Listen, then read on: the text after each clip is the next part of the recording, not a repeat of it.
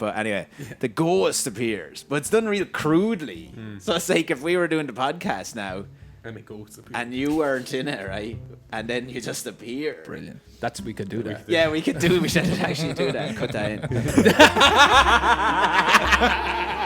Oh, it was no big thing. It just kind of felt like there was a sheep inside me. Whoa. So yeah, there's the best advice. Just make a feature film over 3 days and make everyone just do it, and then everything else will be easy after that. And he's eating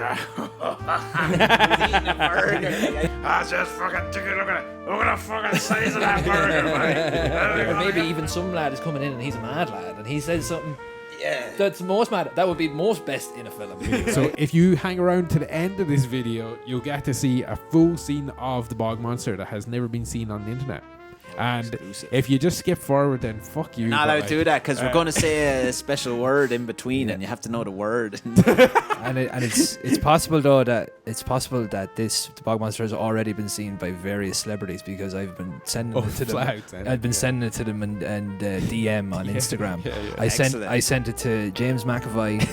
I sent it to I sent it to we could put a screen grab. I sent it to Margaret Qualley, you know that one. Yeah, okay. She's do you know you're on in Once Upon a Time in Hollywood, the hippie. And she's in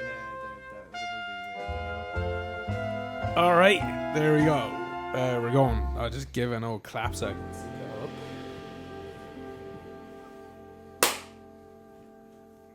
That seems to be it. That's rolling. This is going. Hello. We're live in 5. We're here doing a podcast. Hello, everybody. My name is Connor English. I know. I'm Connor. This is Calvin and Ryan. Together, we make films. We've made films over the past decade or longer. We've been long-time collaborators. Myself and Calvin met in college. And Ryan is Calvin's cousin who... Nepo baby. Who did come to college then as well. So since then, we've basically been creatively making different things and lots of kind of fun, exciting things that we just like doing for the crack. About 10 years ago, we started making short films. Since then, we've made multiple short films. I completed my first feature-length documentary a couple of years ago called Shadowtown. Calvin has just completed Outer Heavens. It's a narrative feature which is set in the Midlands of Ireland, and it's weird as shit, but it's fucking great. And that is, at the moment, we're trying to apply for film festivals with that film. It's a zero budget film, and it's just made from pure love and greatness and weirdness of the place and characters and everything. It's really something that we're very proud of. Ryan has just wrote and starred in his first short film last year. Second? Well, the Fluffer. I suppose Oh, the Fluffer was one too. Let's not forget about it. Okay, so You never forget about that. I always forget about that. I I do never say the forget. Fluffer. I always forget about the Fluffer because it's not allowed to be on the internet. So, Kicked off YouTube. but okay, so is this the second one? But probably maybe your more your first like Serious. proper film that you've done. Fluffer film's more of a skit. Yeah, exactly. It's a but that's what I mean. I think even if we look back at our films, we could say that like a lot might have been like tests or stuff that we've kind of brought forward into how to make a longer thing. But anyway, Ryan short film is called The Bog Monster, and also it is hopefully going to play in lots and lots of film festivals this year. So we've been applying for that. It's a 12-minute short film which he plays the main character in. Calvin directed that and I shot that film. We did that last year and we finished up editing at the start of this year. So that gives you a little bit. We've got loads of these things, and in the past we were like, oh, we'll just make these films and then that's kind of really it. And then we got thinking, look, we want to do more of this. We want to just continue. We've been doing it for 10 years. We want to keep going. So why not actually take it maybe a slightly bit more seriously and start a production company? So that's what we're kind of announcing, that we are starting a production company called Station Road Pictures. It's going to be based in the Midlands of Ireland. We're going to continue to make films independently and without the rules and stuff that come with, executive producers or anything like that sort of stuff. We're going to kind of stay true to what we want to do and make them in the way that we want to, and with like kind of no rules, I suppose. A very alternative way of making films, and maybe the first for in the Midlands. So yeah, that's what we're doing. Yes. Does that sound Oh, good? that was Yeah. brilliant. Perfect. Excellent. Okay, cool. You were saying there we've probably made maybe like when you're saying about Ryan Fluffer film maybe wasn't like a short, like I don't know why it wasn't a short. We didn't enter it into anything. We just did it for the crack. Yeah. But and then you're saying we've probably done that before. I would argue that I've never made a short film. I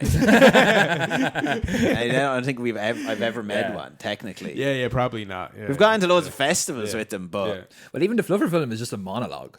Yeah. You know. And so is The Man with Dyed Hair. The Man with Dyed Hair. But The Man with Dyed Hair is a short film. That's really maybe that one is. That's the best one. Of the That's my earlier favorite ones, one. yeah. Yeah. All the others, I'm like, well, there's just kind of a scene. The Bird Story, yeah, exactly. Yeah, the Bird Story is just Yeah. a scene. The Man with Dyed Hair aged wonderfully. Yeah, I think. it did. So good. Yeah. It really did. It really did. I was scared to watch that for years because I thought it was so shit. Yeah, I didn't feel like that with everything. Yeah, but I remember I kind of got into sort of insane editing with it because I didn't actually know what I wanted it to be like. Yeah. And then you went to Australia, so we weren't really talking too much. And I was so like, you were I guess kinda on your own. I'm just gone rogue editing this. Yeah.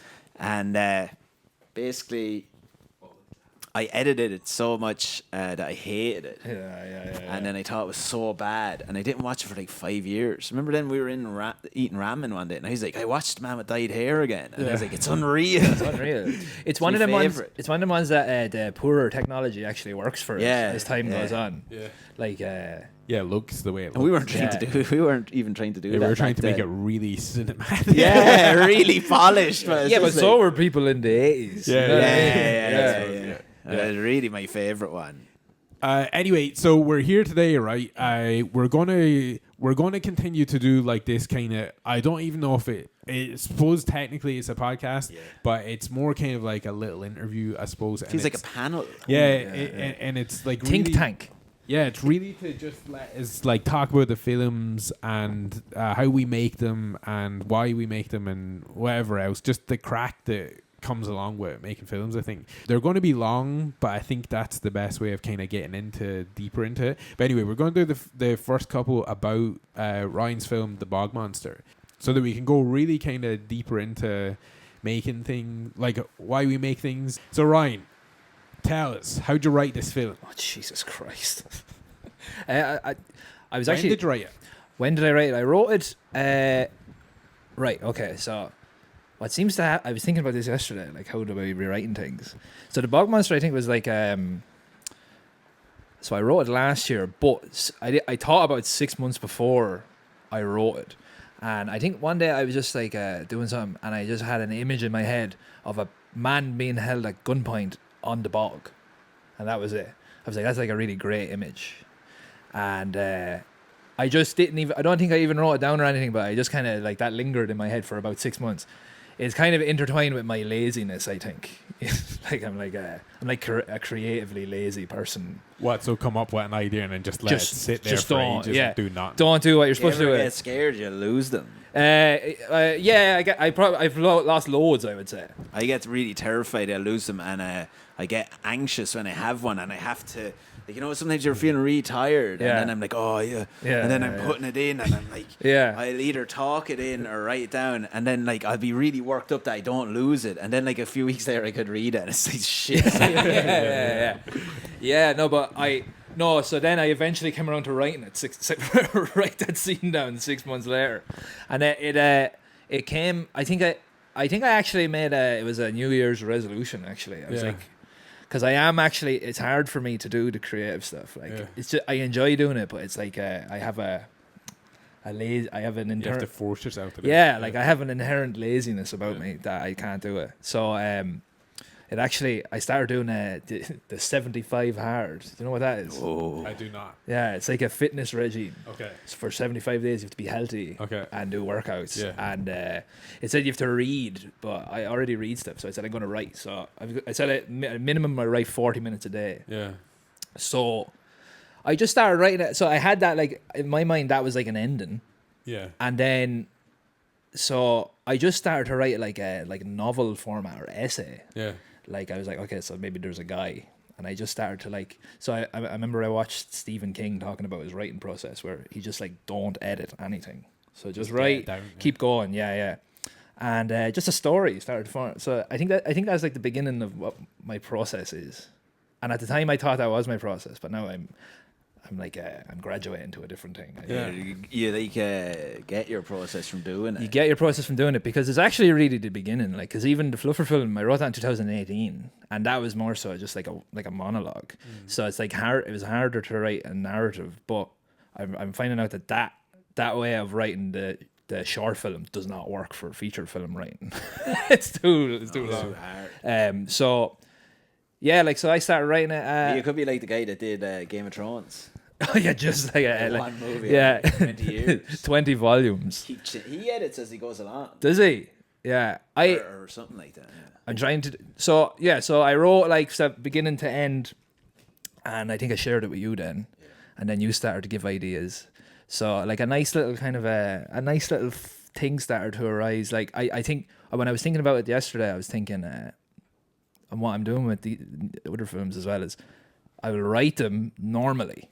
Yeah. Like a normal story that's not really that mysterious. Yeah. And then slowly but surely I realized that like if we just remove certain things with other things, like a mystery starts to arise, or even like cut out chunks of it. So if you write like a narrative from A to B to, like, so my character was going from A to B to C to D all the way through. If you just go and cut loads of the letters out, there's like it's kind of like a blackout from being drunk. Had a few of them. Yeah. That's what the movie's about. You're after ruining it. But that's cool though, because it kind of starts with like a visual thing. Then, like you said, it's like I can see like a guy out in the bog with a gun to his head. Yeah. And you start kind of plugging in different bits to make him like character. Yeah, because I find it very hard to just sit down and start writing to get an idea, if that makes sense. Like that's what I used to do. I used to be like, I'd have a quota that every morning I'd have to write something. Once upon a time. Yeah, basically. So, but that was like an image. That's probably how you write something good.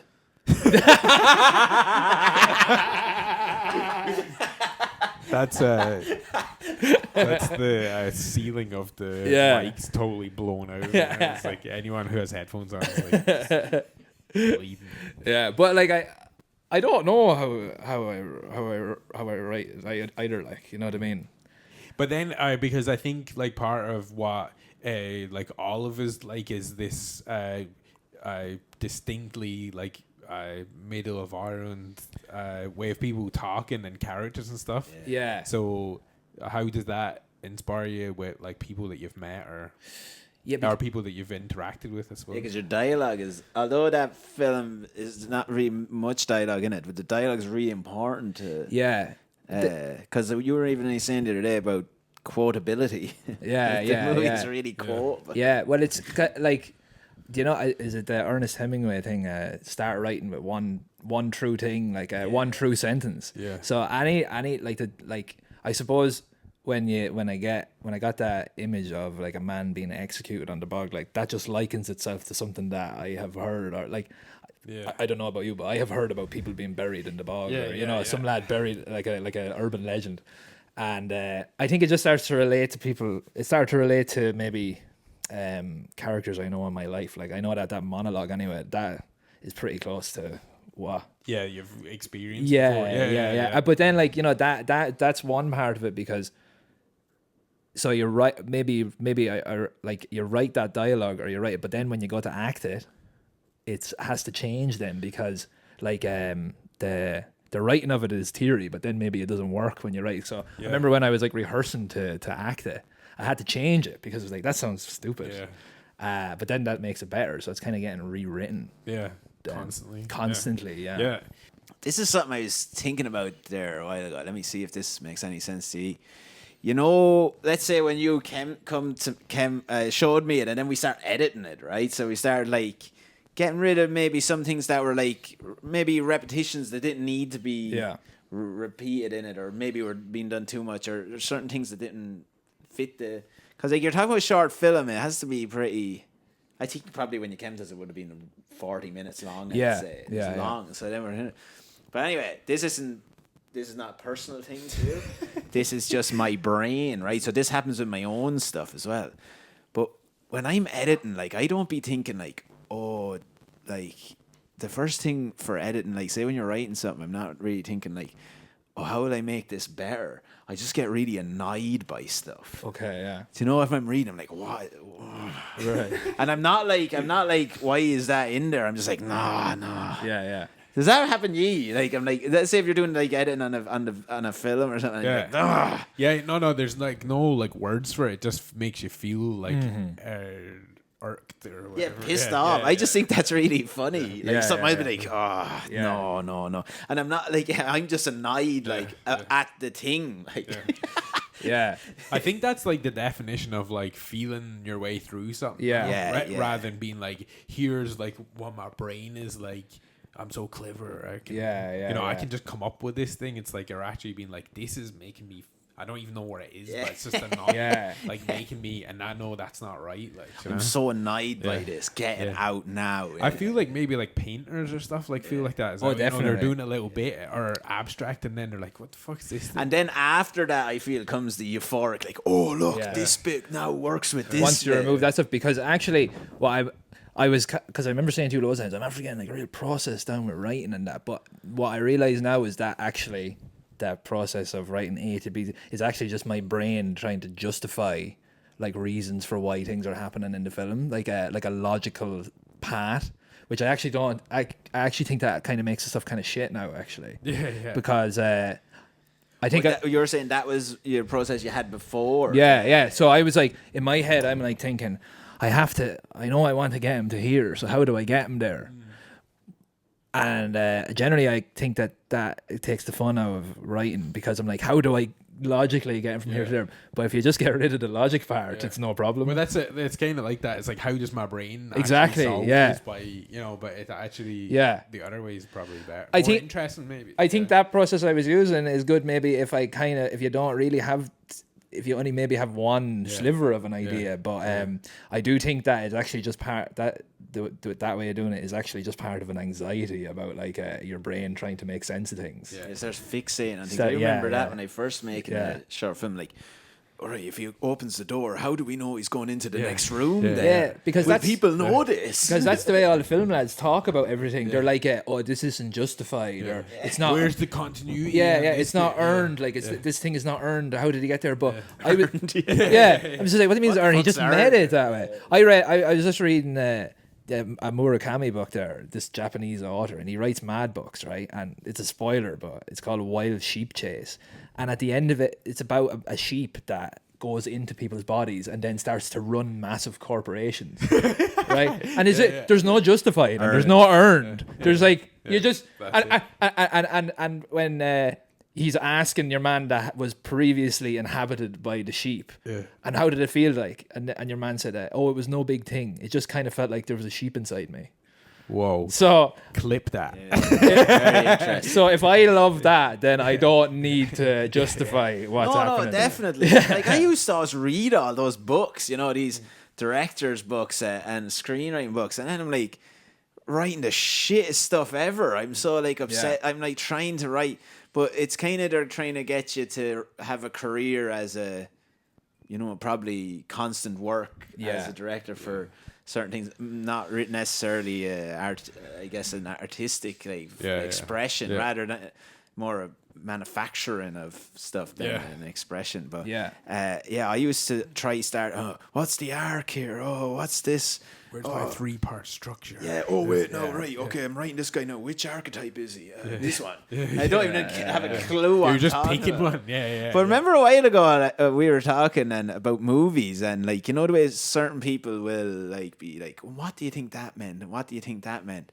And like I was saying, like there's a lot of movies that I watch, I don't even know what they mean. I don't whatever it is about my brain, I don't really be thinking about that. I just looking at it. I'm like, oh, that was cool. Yeah, you just more so feeling something. I know feeling it, but you're just feeling something. So I can't write ones like that because I don't experience them that way. So. Yeah, like I get why a film about like the Steve Jobs biography or something. I get that because it's like a real but you could never get any of us. Maybe Connor could do it. He could film it, but there'd be weird bits. They'd be like, no, let's take that out. Yeah. So I think there is like a for me anyway, like maybe making that give me confidence now to be like I can graduate into trusting whatever the writing process is, and like because at the minute I'm being way more sporadic with writing scenes and ideas, and the stuff feels more exciting and more loose. It kind of sounds like I'm kind of dogging the Bog Monster. I'm really happy with the Bog Monster. No, big time. It doesn't sound like that at all. But each growth. Of them just is like, his growth is the next little stepping stone to the next thing. So yeah, definitely. That's cool. Okay, so then what happened then? You gave it, or you showed it to Calvin, and then I showed it to Calvin, and we had no ending. We had an ending. What was? No, there was an ending. Spiders. There was actually multiple endings really. So at the start it was like a kind of maybe a more traditional ending, like I don't want to an end. Yeah, I don't want to talk too much about like what the stuff is, but because I'm really important and people care about that. Well, we can spoiler alert, so we can just talk about it, right? Spoiler alert that we're going to mention like maybe what potentially could have been the ending. We don't have to go into what. I think just do it. Anyway, yeah. like. So, okay. But like, so if you're going to watch it, there was there was an ending, but there was a few things anyway. I think I talked to you when I was halfway through it, and I think you were like, "Oh, that's cool," which gave me like a. Sometimes I feel a bit scared sending things to people. But you're gonna think I'm an idiot. You need to get to do that loads as well. Like now I don't even care if no one even reads anything. But if it's your first one, you're like, oh. I would only care if one of you thought it was shy. Really. I don't really care if someone else thinks. I would nearly expect other people to think it's shy. Yeah. But so you kind of threw out some things immediately that influenced it, and then we wrote an ending, and then we changed the ending. But then when we were actually making it, we really changed the ending again on the spot. Which is kind of like what do you call that? It's kind of like an intuitive, reactive process. It's a very reactive kind of. Which is really cool. I like that. The original ending we had was just. I can't remember what the very original ending.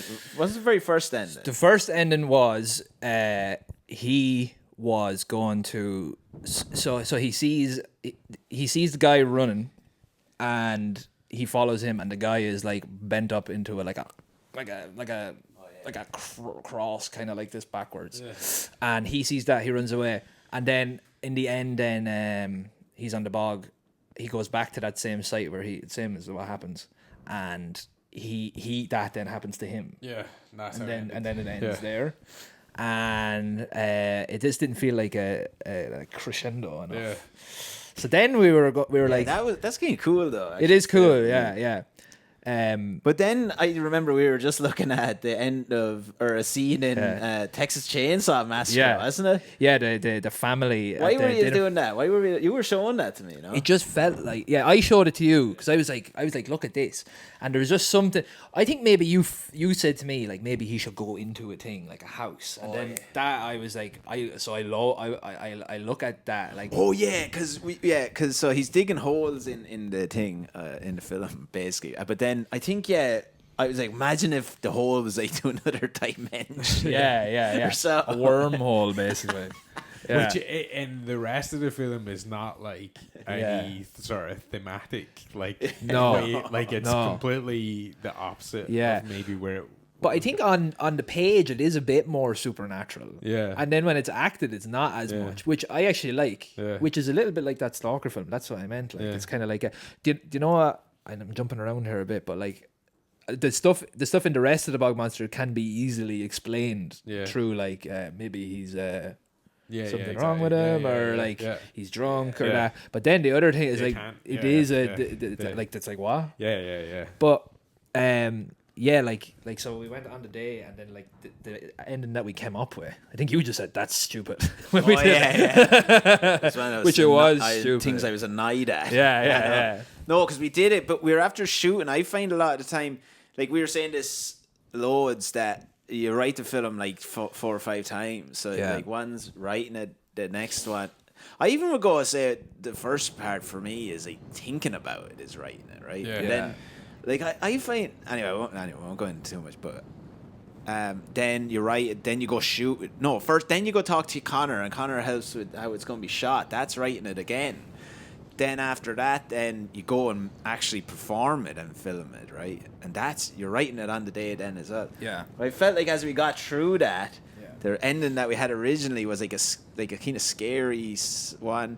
And when we did it on the day, it was just like, it just felt really shit or something, didn't it? It felt off. Like it didn't feel right for the character. Yeah. I feel like, I don't know. it just didn't feel right. Yeah, but like that's because I actually was listening to Bryan Cranston on that Ramesh guy's podcast, and that's what he was saying. He was like, their writers are doing theory, right? So that's theoretic what's written. Very good. I like this. If you go to do it, then it might not work like that. Yeah, that always right? happens. Yeah, so always. like maybe it's the actor is the way they act, like like it's just not lining up, and so it was really good actually. He was saying that they had underwritten his character Hal. Yeah. And after the pilot got picked up, they were going to get rid of it. They were going to get rid of him. They were going to replace him because like he's just not funny. Yeah. But the writer and the director was like, we just underwrote him. Yeah. We underwrote him, and then he kind of wrote. Bryan Cranston kind of wrote in his performance. So he like when they got there, the scene that Lois was like this really hard like general character. And he got a page and wrote down what's the opposite characteristics to everything of hers. Yeah, so she's hard, he's soft. Yeah. She's strong, he's weak. Yeah. Which is something that didn't exist in the script for him. So it's the same thing with the Bog Monster, is that you go to do a thing and it's just, if it doesn't feel right, it's not going to look right for sure. And there's the beauty of like actually a collaboration between different people to bring it somewhere. Everyone that cares about their little bit so much that they're like, I'm gonna go and write a list of what this character should be because someone else not they they've underwritten because they're busy, they're doing everything, but that's where it just shows you. And the same with the end of the Bog Monster, it's like from a writing point of view, like the theory just didn't make it feel right, but then the group pushes it's like I think that happened with Outer Heavens with Captain Lou. You created him through performance. Yeah. And so the same, I would say in Outer Heavens, Captain Lou becomes like one of the main standout character because he's so strange, the whole thing. But that was all come from performance, and creating the character like while you're performing, and you become the standout character in the movie. Then right, and that's kind of actually the same with Hal. Like Hal's like this character. He's the most memorable one. Yeah. But it probably comes back down to what you're saying. Like when you do sit down to write, you're kind of starting with even when you're really good, it still is that once upon a time thing. So you might fall into tropes, but then when they're performing them characters might just weed them out. Come out naturally weird. Because like I find like what you did in Outer Heavens as Captain Lou is like just. It's just so weird. You couldn't rewrite it. You could never write it. No.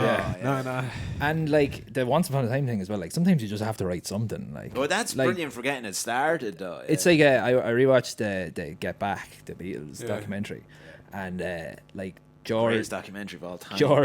George brings like one of his songs like Blue Shoes, mine. And they're like, man. But like, so he brings it to John, and like he's like, I don't really know the words for the, and then John is just like, just write in like gobbledygook words, and that's just like you just have to write the thing, and then later on you can come back to it. Like so, I've even started doing that with dialogue. I'm like, here he says something kind of like blah blah blah blah blah blah.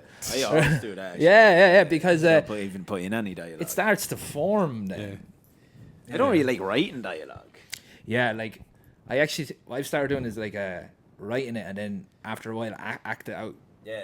Because then you kind of like think of another thing, like the monologue in the Bog Monster.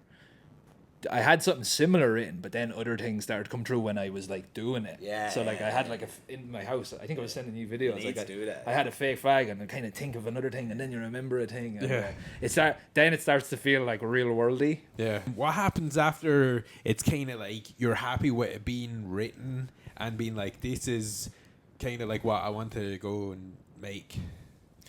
Yeah, that's like I think that was the hardest for me. Because I'm like, you have to go organize things. But even maybe before that, like, so I was going to talk about like when I kind of wrote it. When I kind of read it. Oh yeah. And because I feel I quite like that we kind of all do this in stages as well. Mm-hmm. Like that I don't really get to read anything at the start, and then I like that it kind of gets like almost like fully formed as something else first, and then it becomes you know, how do we practically make something, but also like what bits kind of stand out then, because I'm so, you know, I'm kind of coming at it real fresh as well, and I'm like, what's this? And you know, when I read it then, I actually enjoyed reading it, and I read it and I felt like, you know, there was bits in it that I was like, that's really, I can see how that would work. Like, what does that feel like when someone reads that? Like? Well, but this is my first experience of that, right? Because that is what I think now is that's the most exciting thing, right? Yeah. Because there's like 3 different takes on the same idea. Different. Yeah, because I remember when you first read it, you had a completely different idea of what I was. You actually the opposite, right? So you actually, whereas mine was an evil view, you had a good view, like a helping view. And then when you read it, then when you read it, you had the most different idea of it, because I remember when you came with ideas, and when you said it to me at the start, I didn't really see. I was like, what? Like the kind of internal. Oh yeah, thing. yeah. I didn't really get it. Not that I was like, that's shit. But I was like, I didn't really get it, right? Yeah. But then when you did it, I was like, Yeah. But that's why I think it's good. I think we're all like this. I'm not really I don't think anything has to be. I'm not like a real steadfast in my view of something. You know what I mean? Yeah. Like I don't have a locked in thing with it. I don't think any of us do. No, that's what I'm saying. That's yeah. why it works really well, because actually, like, if you sent it to me and I got a different feeling of it, and you did have a locked-in thing, then that would be a failure. Yeah, totally. Yeah, but where I think we see that as exciting. Like, definitely, like something. I'm okay with something changing. Yeah. Like, and we're far more interested by the little adventure that we get to go on. That we don't really know where it's going to go. Because I'm like, because this is like something that, so it's your idea, and then you're taking it and progressing it, and then you're taking it and progressing it, and then by the end of it, it's not even nearly the thing that was the original. But it's so idea. cool that's how it came. Brilliant, from that, yeah. And like that's why, like, I could, I wouldn't be like a Kubrick character, like them lads that are like, really strict. Yeah, no. Yeah, no, I don't actually enjoy that. No, I like like you said, the discovery. Yeah. Sometimes even I've noticed that when we're working on Outer Heavens, let's say like sometimes you would misinterpret what I was saying, and then I'm like, oh, cool. That's actually cool. Yeah. There's one thing with the TVs, and we had this like kind of other world thing, and you're like, let's make it kind of like on a VHS. And I think you were saying to me, that's what you wanted, right? And I was like, yeah. I mean, it wasn't. I was like, that's so cool. And I think the same thing happened with Brian recently when he finished the soundtrack. Shout out Brian Murphy. He loved it. Legend. Absolute legend. Original soundtrack composer for Outer Heavens and many other things. Yeah, and actually his music on that other project that you did, The Rising of the Moon. The Rising of the Moon, that inspired the collaboration of you and him inspired me to kind of start making stuff again. I remember you showed it to me, and I was like, I haven't made anything, or even been thinking about this. Shit, I mean, get my shit together. And I was like, this is unreal. English is flying ahead here, mate. And I think I remember saying to you as well, I was like, if I can just make it look like that and sound like that, and I'll be happy. Great, yeah. But, he did something when we just finished, and he misinterpreted, or I didn't communicate properly something. And then I was like, oh, it's brilliant. Yeah. I like that. I think that's good. Well, other people are going crazy, probably. That's not what I said. Yeah, it's a living, breathing thing, right? And the more it graduates into something else, if it turns into something that you didn't expect it to be, then that's a way better thing. And I this is like a little bit of a side note on that, but the thing about maybe, which is something funny, is like the adventure of all this stuff. It's like kind of, it is, I know, and that's what people say, oh, be a kid and play and whatever, and that's like the key to making art and stuff. But I remember just one thing that I thought was really cool when I read it and stuff, and then, you know, the plans to do it at the start was like, we'll just get like a puppet for the bird or CGI. And I was like, no, this is like our excuse to get like a real bird. And even to, like, the fun of that is kind of like, this, like, when else you gonna go get a bird? Like, we got like, you know, it's just great crack to do that. Like. And that's where you're good, because you think that you think you can do. You're like, you can do that. I mean, you could. We're more like, no, and that's why you're always good at that, because you'd be like, no, get a real bird. We're like,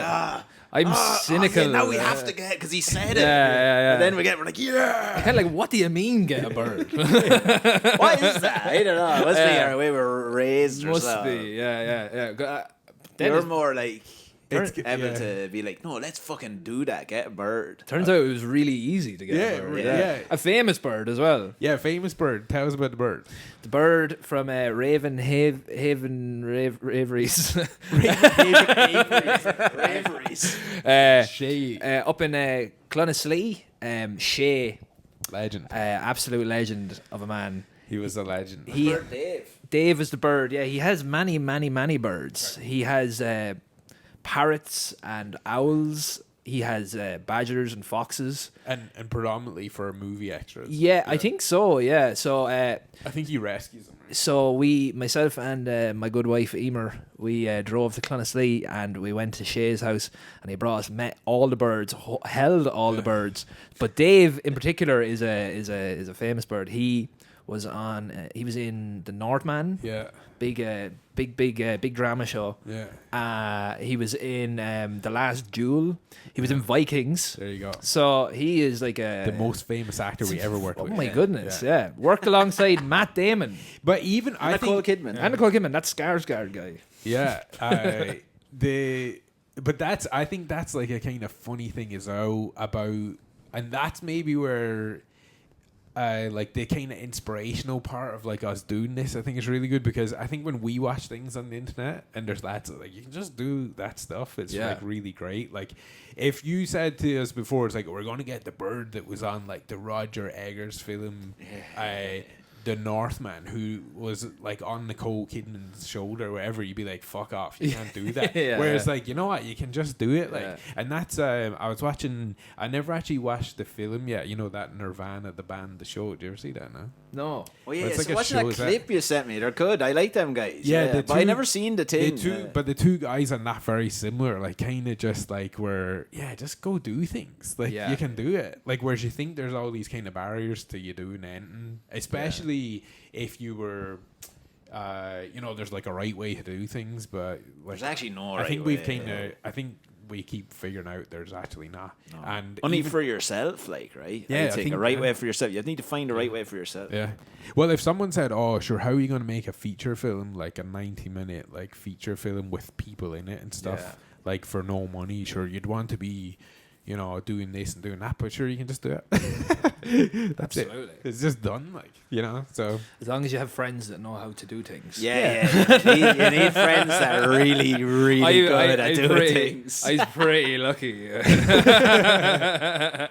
But even you could, like, I mean, you could still make it though. Of course. That's what I mean. You could still make it. Like, you could do it on your fucking iPhone, really. Like, sure, fucking that Tangerine is an iPhone. Yeah. Do you know, it's still like very doable. I just think there's no barrier to. That's my cynical thing that I was saying. Yeah. Especially for your first one, I think it's just good to go out and just make something. Because I remember, like, someone was asking me about making like a younger, I don't know, teenager, maybe 18, maybe leaving school, asked him about going into film thing, asked him about making a film. What do you do? Yeah. just make it. Just go make it. What else do you say? Just make it. Like, yeah, but sure, if you look at any of them lads that I remember, we watched the Spike Jonze documentary. Oh yeah. And the Harmony Korine one. Like, they were just making films in high school on the VCR on a videotape thing. Yeah. So, like, they're the pinnacle of just doing it, right? Just doing it. Yeah. Well, one thing is, like, when did you know then that you're like, right now we have to make it? Like, you know that, like, that minute from when you're like it's finished right into being like like for your first one, I guess that'd be hard. I think I always kind of think things aren't going to happen, like, because I think I have a track record in saying I'm going to do things and then maybe not doing them. Yeah. But I think it was different with the Bog Monster. I think because I think you were saying it was good, which made me happy, and so I felt confident in making it. And then also though, I haven't done Outer Heavens. Yeah, that made everything seem so easy. Because then I was like, well, I can just act in it. So, which actually I'm doing all the stuff now because I'm like, if I just act in this, it's pretty easy to make. For free. Yeah, you can do it for free. You don't have to pay somebody to do it. And I don't have to tell anyone what to do. I know it's going to be good because I know I just have to know how to do it. Yeah. But yeah, so like I think I was actually just eager to make it, really. Yeah, I was kind of on a buzz to make that, I think. And yeah, like Outer Heavens, it felt very undaunting because we had done Outer Heavens. Yeah, there's the best advice. Just make a feature film over 3 days and make everyone just do it, and then everything else will be easy after that. That is it, really. I feel like that though as well. It's like so easy to make something after doing Outer Heavens. That was like, I blacked out. I can't even remember it. Especially like the Bog Monster was like a one-man show kind of a thing. And we had the same amount of days to do it, right? And which like was lovely. It was nice. I would love that now. But I still don't think I'd ever like to go over like 2-3 weeks, really. Yeah. I think I think like just having space to just have like, you know, that you're not rushing, like it was really great. And I think that's probably why the Bog Monster is probably the best short film that we ever made. Oh yeah, definitely. By far, because we learned so much, and then we just had a lot of time to do it, and we didn't. I don't know. Maybe we didn't feel like we had to put as much in it because we had made something longer. I don't know. Yeah, it's also just fun now to do. Yeah, very fun. It's like you're playing, like you're a kid playing around with your friends. Yeah. It's really, because you're kind of like, now jump in the air and do this. I feel like as well, it's kind of like a match, you know, you're ready for a match now. We're training all the time. We're always doing a little, like, you know, you're right and you're that. Now, when it comes to the shooting, you're like, now it's time for the match. And it's just, I get that kind of feeling from it, you know, where I can't really remember any of it. You know, that kind of way, like in a match, you're like, I can't. What happened to that bit? Is it like adrenaline or something? You're just in it now and we're getting it done. And by tonight now, it's going to be done no matter what, and that's it, really. But it's like my favorite days of my whole life when we do stuff like that. Same. Like, I love it. It's like I can't wait for it. It's like Christmas. And it's like you're really living, right? It's so good. So and there's always problems, and then you have to think of fixing the problem right there and then. And that can be like creative and also like practical and then also just like, you know, and then there's, you know, the magic that just comes from like being like, we can't actually fix this one, so how do we just go with what's happening then? Throw it away, you know. Sometimes then you're like, well, let's just not do that. Do we need to do that scene? Don't need to do that. Because I think we forgot 1 or 2 scenes or something, and we're like, they're gone. That's life. In terms of like when we made it, I think like something that always features like really heavily in everything that we do is like where it is and the feeling of that place. And I think the feeling of that place comes from actually just being in that place also. So how did you pick places that we were going to shoot this? Well, the image I had, the first image I had in my brain for the film was based kind of in that place. Like, so if you remember down the bog where we shot the digging stuff, where there's like the back part of the bog, I was just like, that looks like the desert. It's really deserty. It feels like just visually. And I originally wanted the film to be black and white. And I was like, that look class black and white. Calvin robbed that. So he's copying me. So, but like that's where we used to do our turf. So I think I always knew I was going to do it down there. But it's real funny because like what you're saying, like about the western kind of feel of that, that's what it does feel. Definitely. Like this kind of like barren kind of landscape wherever. Almost. And like I think actually a big motivation or influence on the film was I was just looking at loads of old movies around that time. And just that place feels like has the texture of a lot of them older films. If it was black and white, it felt like that anyways. Yeah. Then like the other places where I knew anyway, the house. So Simon, my friend Simon Kyo. Good man. Big Simon. up to Kyo's. Big thank you to the Kyo family. He was left the house from his uncle had died, and I had been in the house 15, 16 years ago. Yeah. And like that I immediately thought, because that fit the texture of what the guy's life was. Yeah. It's like nobody has lived in it, and they probably haven't renovated the house since the 80s. Yeah. And it's kind of like I don't mean it's a timeless film, but it's timeless in the sense that like we don't know what time it is. Like it could be now, or it could be like a long time ago. And that's my favorite thing. That's the best thing. Absolutely. I don't ever want to do a film where you don't know when it is. No way. Mixing it up. Yeah, because there are guys that live in houses now that haven't been Like lived since the that. 60s or 70s. Yeah. Like there's abandoned houses in Port where there's people living in them, you know. Yeah. So it could be any time. And the bog is like basically untouched, really. Yeah. Like unless I actually have a kind of little theory about why we like that stuff, right? So see if you ever look at an old picture of like a town or your town or whatever, and you recognize parts of like the streets or whatever, but it looks really empty, almost like a western or something. But it's actually because they're just less busy. Like there's no cars and stuff. I know we talked about that before. Like there's no cars on the street or stuff, but there's minimal signage on the buildings. Like everything looks like it's almost like kind of been like totally wiped of all the stuff that we have, like even like stop signs or for sale signs or anything like that. Like all those old pictures kind of feel like kind of cleaned up or something a little bit, and I think that's like why something simple like the bog or even that house or whatever kind of have this like simplicity to them. Definitely. And also it's a pretty underrepresented place in film. Big Bog. The bog. I don't even know a movie that's even in. No, and like it's like but even the bog and the Midlands in general, like especially like our kind of Midlands. Like our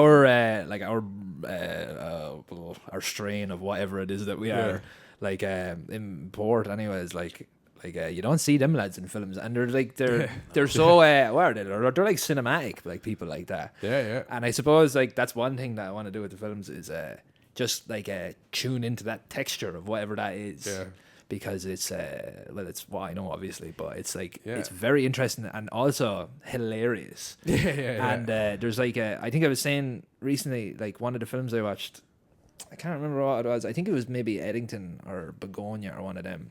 But you know the way people say like there's no comedy movies are made anymore. Yeah. But now them kind of like more artistic movies are both like horror and comedy in the same thing. One. Yeah. And I love that. That's kind of like what life is like. That's what life is like. It's like beside moments of awful stuff, there's hilarious things. Like a real Irish thing to do, obviously, at a funeral is crack a joke and everybody laughs. Yeah. So it's like probably one of the worst times of your life. You get a big belly laugh out of somebody. It's like, when is someone gonna say something? Yeah. Because we're not going to talk about the thing. No, I don't want to. I'm just gonna shove that deep down my stomach and the person whoever like their mother or father, they're coming over and cracking a joke because they're wanting everybody to feel all right. So that's like that's something that I think that's kind of interesting though, because I feel like that's similar to what I was talking about at the start there, you know, about like this thing not being one thing or the other. It's like things can exist to be not even two things, it can be multiple things constantly. And it's like not really having an opinion if it's like a sad or a definitely happy thing or whatever.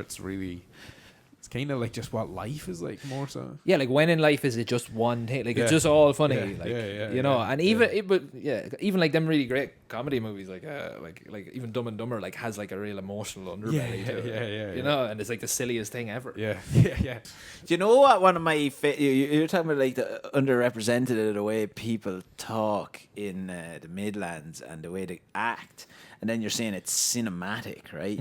So like I know exactly what you mean, right? And I think that was captured perfectly in Shadowtown, right? There's one shot and scene that you showed me like really early in Shadowtown as like my favorite thing I ever seen, and it's when your man's eating the burger down the alleyway. Yeah. Because it's so cinematic, right? And I said to Connor, right? So it's I think you're drifting down the lane or something, and he's, he's eating a burger. You probably have to have a few pints or something at the flat. And I can't remember what he says, but he's like, just fucking take a look at the fucking size of that burger, man. I'm gonna give him that fucking Christmas hamper or something. He says something, cracking some weird joke, and then you drift out, and he's like, and he's so funny. But I said to Connor, like, because that to me is like exactly what you're saying. That's how that is cinematic, right? It's because it's so like, it's something got to do with what people are saying and joking about. It's actually really complex, right? It's not like a written thing. It's like he's saying, so look at the fucking size of this burger, making a joke. But it's like, I feel like it's really complex what he's saying. It's not got to do with the story, but somehow makes that a really good big scene, and it makes it weird. Then you're like, why is that in it? And like, I remember when I watched it, I said to Connor, this reminds me like medieval. It's like some medieval guy is like out the back, and the king, a new king is being crowned in the town, and I just remember the scene. I was like, that is unbelievable. That's. But again, it's like I said, it's really complex. All of that, it can't be just like one thing there. It's not like just some kind of cheap joke or whatever. It's not like a simple thing to even try and understand, but it's kind of uniquely it's not unique, like, because I'm sure it exists other places out, but like for here, this is like you know how people carry on, like, and how they carry on. And I find, like, because I love that scene, and then I'd be thinking, how would you write that? Like, how could you manufacture it? So one thing that I always try to do, and that's why earlier you were saying that you don't write dialogue at the time. Like, I don't write dialogue at the time, and I like to throw in then. I kind of collect scenes and then collect dialogue differently, and then I like to throw in this dialogue into these parts that some lad has just said to me down the pub or something like that.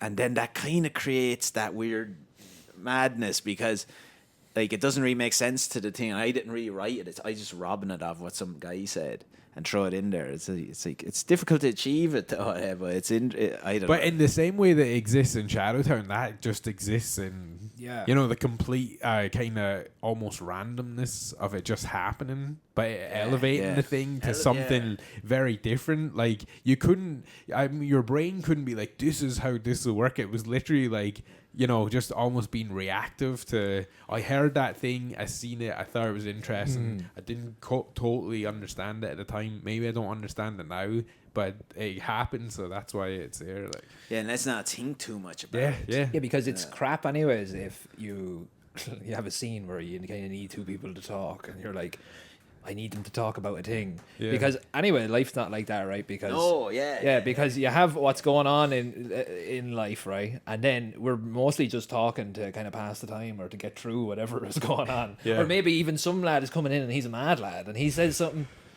that's most mad. That would be most best in a film, right? It's like in life, like, we don't really talk about the plot of our lives. Like, there's something crazy could be going on with you now, and then you're just here talking. You'll be passing time talking to shite to us. But that is really cool in films, because that in itself is representing how people go on. Right? Absolutely, and like, because like, we're coming in here to do a podcast today, but when we're coming in, we're not talking about doing the podcast. We're talking about other shit. Like that, like it's all random stuff. Like, every day is random stuff, and people are saying random things, and then lads coming in saying the mad thing, or like your man eating the burger. There's your movie idea, not like I want them to say. Because like even the other, how is he going to get the burger? Is it earned? Why is he eating that burger? Why would he be doing that? I just don't think it's earned. Really get the burger thing. You know what I'm saying? Like, what are you trying to get? Just what watch does the burger fucking symbolize? I think the burger symbolizes growth. The other scene in Shadowtown is in the shop. Is it two brothers own a shop? Yeah. Like, for the life of you couldn't write that scene. Oh, not a no chance. way. Or like you'd be like, I can't. We need like lads. I actually did write that one. No.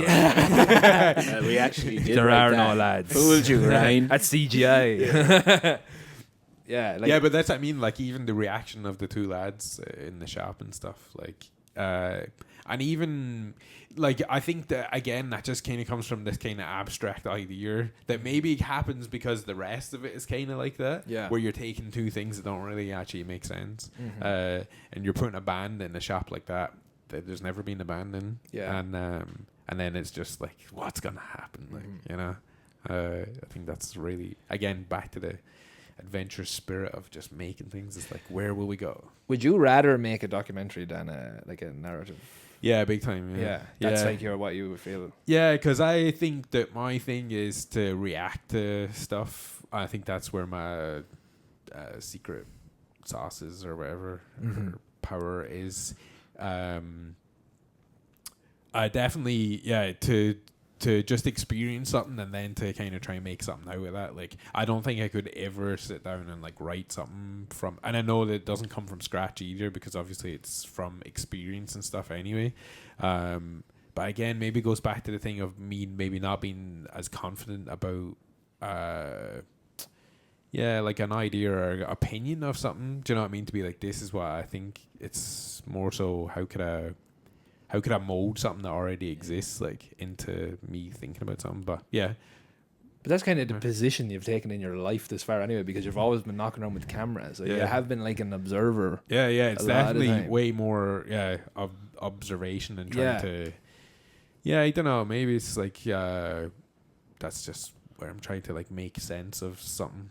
You know, or maybe not even make sense. Maybe not trying to analyze it too much. Maybe just being like, that's, you know, going back to like a really core of just feeling things and not actually.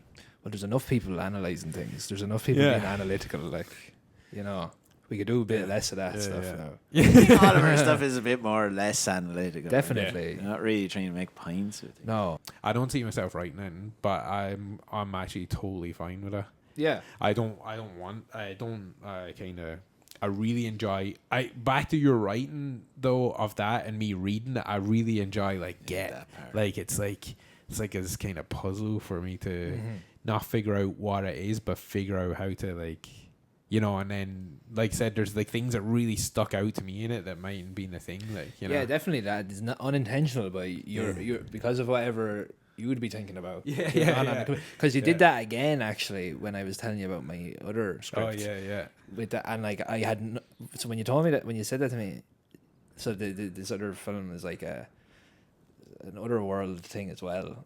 But then Connor was like, I kind of see it as being like the normal modern life is going on at the same time. And what if at one point in it, the person was walking down and it was just like normal world, and then they go back to their weird world. And at the time I was like, what is he talking? What is he like The Simpsons? You remember The Simpsons and Homer comes into the real world? Yeah. Obsessed with that. Yeah. He's like, oh. Yeah. So I was like, at the time I was like, yeah, right, Connor. But then as the more to write, I was like, there's one bit in it where that would actually be really cool, and that would be like a real make the film very different. You know what I mean? Like an X factor of the film, like where things are after going completely mad. Which I always like that. Like, I like when you think a film is going to be one thing, but then it turns out to be another thing. And so I like thinking about that, about just like, because that does exist, like, right now. Like, we are sitting here doing this, right, which is like a little world, but then like there's a lad over there, he's like farming cows or whatever, and that's like a different world. And then if you're to zoom out, like there's some lad in India up the mountains, like, you know, doing some other mad shit. And it's like those worlds are so completely different that, like, the people who are obsessed with their whatever they're trying to do in the little world that you're creating in that film is so different to, like, you know, the businessman who's going around, you know, selling whatever he's doing, or some woman over there freaking out now about getting married. Who am I going to invite to my wedding? We're up here talking about films. I love thinking of that. Like, and I can't really. I'm like, I notice that, but that's not like, I'm not saying I didn't come up with that, right? Obviously, but the thing that really made me like see that, the first time that I ever felt like a scene that was at the start of Wings of Desire. You know, Wim Wenders' film. I didn't see that. About an angel who doesn't want to be an angel anymore, and. Does he not want to be? He wants to be a human, right? He wants to feel things. But anyway, so basically, it's like, I want to turn. It's a shot in Berlin. It's black and white up to a point and turns to color. So it's like shite that I just love. Yeah, Rob though. But anyway, at the start of that film, there's like a 10-minute like one shot type deal where the camera floats through like Berlin. It goes into people's houses. It goes on the motorway. It just floats around. But every time the camera focuses on someone, you can hear their thoughts. So it goes from like this mother sitting in the room with the child, and she's thinking about, oh, how am I going to pay the bills? And then the kid's like, oh, what toy will I play with next? Then there's someone down on the motorway driving to work. They're thinking about this. But it's the best. It just blew my mind when I seen it. I was like, and heard it. I was like, oh, like there's all these different universes just happening inside people's brains. I thought it was amazing. Yeah, because I thought was it could be a shocking thing to be like, so you're from you know like the basis of what this film idea is, right? Where it's kind of like it almost could be a back in time thing, but what if it started out as modern, like and the two of them were fine, and the woman was fine, and then next minute it's like a different thing. That like you could be like you could be on a vibe of like, oh, this is like a normal film, and then they're like it looks like 1950s Russia. But I think that's like a massive thing about Our Heavens as well that does that so perfectly, is because there's nothing really to suggest when it is or what it is or where it is really, like, and then the thing. I just remember when you were like, they're going to live in tents, and like they're going to be like tents that I'm going to get off like Decathlon there, and I'm like, yeah, but like they'll have like, you know, like the, you know, like a tent has those the poles in it. Yeah, they and look really like modern. Yeah, the poles are like, you know, like really modern, like camping material. It's not like it was like a teepee or something. And I was like, okay, cool, but like that makes it so strange. You know, I'd love. I'm trying to think of like another bit in Our Heavens, like even the electricity or what Maya said there night on that voice note was about the TV thing. Like these are all things that you're just like, what? This has totally shifted this that I don't really understand. Like what's going on here, and I love that. A lot of people don't like that as well, but they think. A lot of people wouldn't like that. Yeah, the TV is so gas because isn't the line? Does he say I haven't seen a TV in 50 years? It's like what the fuck? 50 years? What age is this guy? Is it's kind of more that it makes more sense that it would be 200 years in the future than in the past. That's what I feel like it's maybe in the future. It's kind of like, you know, in the Matrix when Wasteland, like, this is the real world. But that's actually like back to the discovery thing. It was literally like we were like, we have 3 days.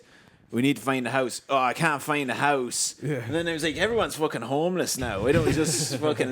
None of us can find fucking houses in the whole of Ireland. So it's just go in a tent for the laugh. I was like, it'd be just funny if they're just living in tents. Yeah, amazing. Like, and there was a part of me be like, oh, how would they be able to live in tents all year round? This world's not realistic. But then it's like, fuck it, sure, let's just do it. And the TV thing as well then, that was like... Yeah. It's great. I love the freedom of being able to make a decision like that, and then also how it just creatively takes it somewhere that you can't. Yeah, because I think is in our rule book, we know that that's safe to do. Yeah. But if you're making something else, obviously, it wouldn't be necessarily safe. Yeah. But again, I think you were talking. We went a big tangent there. But you were actually talking about location. Yeah. But that's the same like with Outer Heavens, like the picking the location. I think picking the location can save you like so much money. And like even it can, for me, I found with Outer Heavens, find the locations like made me like the world, it made me like want to make something else from it, because we saw what it looked like. We did a test shoot and I was like, whoa. And then I kind of went and changed certain few things maybe, or even maybe the atmosphere that we were... Or I feel the same. I feel like we've barely scratched the surface on like actually making things in those places. Like I'm kind of like, let's go back and do like more of like whatever that was, like, you know, like rather than feeling like completely satisfied that we've used all of it. I don't feel satisfied at all. No. I feel like that was just the start of it. Like even when we were driving around there today, when I sent you those pictures of like in the Curragh, I was like, fuck, we should just did it here. But like that's great for like the neat stuff, or you know, even we're talking about like the Cloud Factory or any of that stuff is like so. Yeah, it's just like the start of it, I think. Yeah, because that the Outer Heavens, like I had never seen.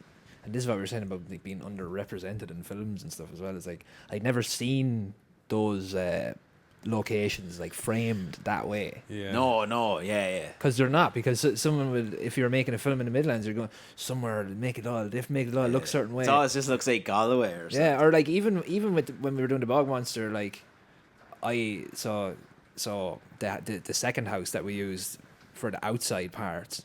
I imagined that we would use the courtyard. Yeah. And we couldn't get in, and then you were like, use the back of it. And Yeah, I was like, you didn't like the courtyard because I felt like Too neat. it was too neat and tidy. And yeah, I know we were just after actually saying that, like, I'm like, the tents, we're just like, just leave them in it, it'll be good.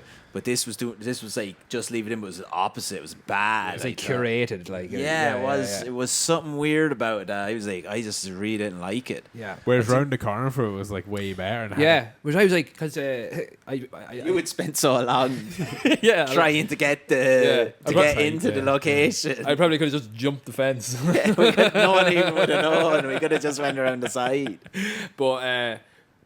But that's like that's something that I didn't see myself. And if I was doing the film myself, I probably would have did it in the courtyard, and it wouldn't have been as good. Yeah. So, but just those that were they're almost like fragments of a past life there in the back. Yeah, it's Yeah, like the car and that. Yeah. the way we shot it, I was really happy with, because you don't see that much. But then the courtyard, I was like, I've seen this a lot. Like watching, you know, them films you watch when you're a kid in school. Like what's the one, like the willow tree under the hawthorn tree or stuff like that. Yeah. It's like it's trying to be a period piece. It's not looking like one or so. I don't know. I think it's like, what have we seen Ireland look like before? This is how we're going to tell them it's Ireland. Yeah, you know? yeah. Whereas like maybe on the other side it was less like that, but more interesting. Definitely. But even that has the car in it and stuff, and like the car, you can't really see it like too much behind the bird or whatever. But if you were, you know, eagle-eyed enough, you'd see it and you'd be like, oh, there's a car and it's not 1850, you know? That's kind of, I like that stuff. It's like, you know, that's quite interesting. I always got that inspiration from just because I love Napoleon Dynamite so much. Yeah, the same thing, It was like, is it the 70s? when is that? Is it, and it's real empty. Yeah. And I'm like, it's the 70s or 90s or now. When is this? Yeah. And I just always, for years, loved that. And that's why I just want to do that with everything. Yeah. But like I heard Lynch say, like, a real good thing is like when people go and make a movie that's in the 50s, they go and make the set with all furniture from the 50s. But when people in the 50s, their furniture's from the 20s. Brand new furniture. Yeah. So it's like, shit. you know, them period pieces that they look weird. Yeah, They're They like- do look weird, don't they? Yeah, because I'm always thinking of those Irish period films, and you see them every now and then. I'm like, there's something weird about this, or I just totally. It's not lining up. lines. It's too perfect. Everything's too perfect. The house is too perfect. It's all shiny. Whereas, you know, some people's houses look like that. One thing I actually did want to say to you earlier was, there's three things I want to say to you, right? I'm going to say them all now. Winona Ryder was meant to play the woman in Godfather 3. The daughter, that was meant to be Winona Ryder. Yeah. That could have been a different movie then. Also, Robert Duvall dropped out of Godfather 3. It was meant to be all about him. So they had to rewrite it in like a few weeks. You know this, you read the book. Third one is my favourite one, right? It's about continuity. In The Mighty Ducks, there's a scene where, you know, the main young lad, I can't remember what his name is. I can't remember. Anyway, the main young lad in The Mighty Ducks is shouting, cheering himself on. Oh. And he's playing. Very So good, they cut very back, good. he's cheering. Very good. And then he's playing, he scores. No one ever notices. Wow. So there's your And continuity. did they do that on purpose? I don't know, but they're probably not. Yeah. They were just like, shit, we need a guy. No one will ever notice, and they don't. Yeah. And doesn't everybody always say about Farmer Burbage from Port running down the scene in Braveheart or something? Oh no, they used to say there was a guy wearing white runners running down when they're in Braveheart going, ah. I got two things mixed up there. There was a lad in Port from Port in Braveheart, but he was not wearing white runners. You know, like, I feel like if you go every town in Ireland, like, I actually heard it a couple of weeks ago, there was a lad, he's like, we were making a video for work or whatever, and he was like, I was in Braveheart, you know. And Yeah, I think they got loads of people. they did, just because to it was go. in Trim there, they shot at the Yeah. castle or whatever, so they just got any kind of big lads, like, you know. You would have been in it now. I'd have loved it. You would have been up there with Mel. Come on, Scotland. You would have been like, Mel, I love you. Freedom!